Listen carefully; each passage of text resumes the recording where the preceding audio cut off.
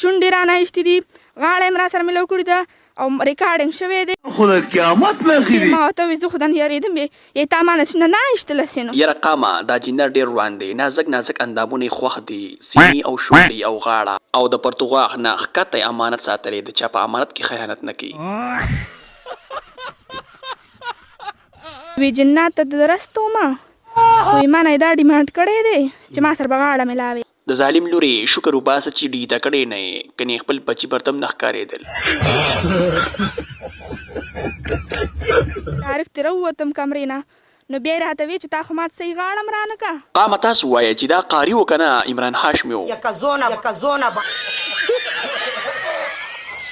قامه زما خبرم یاد ساتئ چې د چا څه مسله یې زه هم پیر یم، راځئ خو جینکۍ حضرت تشریف راوړئ، ګورې لونډان را نه شئ.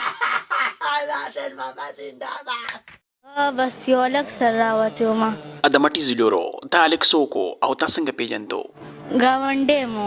و د ډمې لورو په کور کې کښېنه پوسکی غونده کړي، موږ درته وایو چې ټول عمران هاشمي په شان چوپل کوي، خو تاسو نه منئ نو. ادبار مې په ها لکه ادبار دی په ادبار کې درله لکه مار ټاک درکو.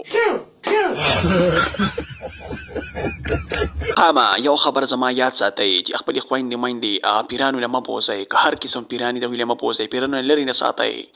شاباس بیټا. ها نو بس تیار که ویډیو مو خوښ شوي ویډیو در سره لایک کړئ او چینل ورسره سبسکرایب کړئ، مهرباني.